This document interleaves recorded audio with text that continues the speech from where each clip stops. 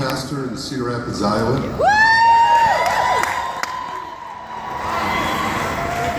And if you're somebody who was drugged here by your spouse or a friend because they're hoping you'll get it and you're rolling your eyes, please listen, because I was you. I was discouraging people in a church I was pastoring at the time from doing something like this because I thought it was a false hope. And then a friend of mine challenged my thinking on it and convinced me that this truly was a way I could serve people even more effectively. And I needed to do something because I was trying to raise a family of 5 on a pastor's salary.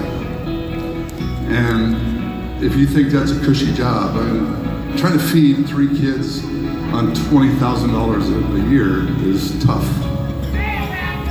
You know, I had to do something. We were in a difficult place. I was forced into a decision. And I dug in and researched, not because I was diligent, because I was scared to death. I was scared to death of my reputation being ruined, all that stuff all the things, the fears that we think of.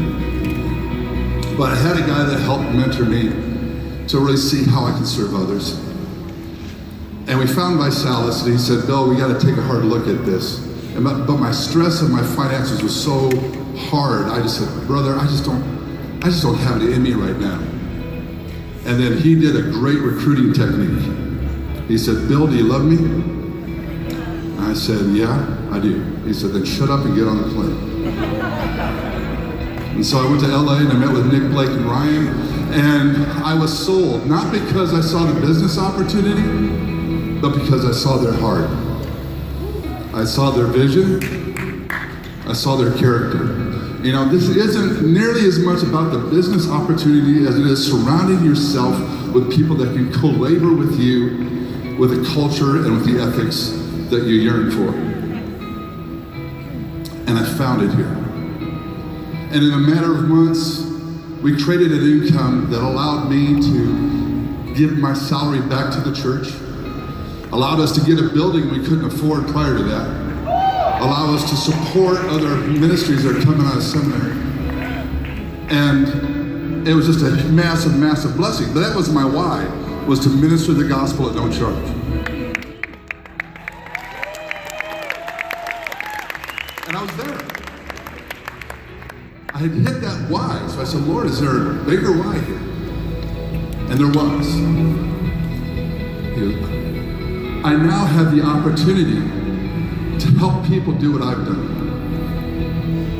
I've helped other people rise up in things they have done on their own. But the other thing that was really cool was understanding that the commission I've been given is to remember the poor, to feed those in need, to welcome the stranger and the orphan. I go, yeah, that would be awesome. How can I do that? It's the same way you just got to minister the gospel at no charge. So I started to pour into people's lives, started connecting with one of our food banks in Cedar Rapids as a Mission of Hope, and seeing lives change. And a lot of my team has surrounded that mission. Ray and Linda, they really gathered around with Mission of Hope. And Jerry Dennis, as an example, he's called the Bear. You know, he couldn't have been on this product, but because of the donations we had at the food bank, he lost 165 pounds. Reclaimed his life. And there was a gal that I was serving shakes during the lunchtime, and she loved them, and in 2 weeks lowered her blood sugars from 340 down to 110. Giving them hope in ways that they never would have had before. And I was blessed to be asked to co-found the Faith and Fitness Initiative of Visalis with Pastor Steve Willis in 2010. And we've been able to use this to raise up hope and support for ministries all over the nation.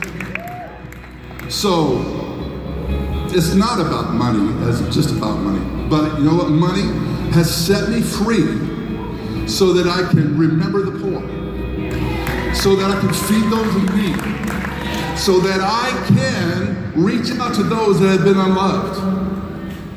And I can do that through this. That is prosperity.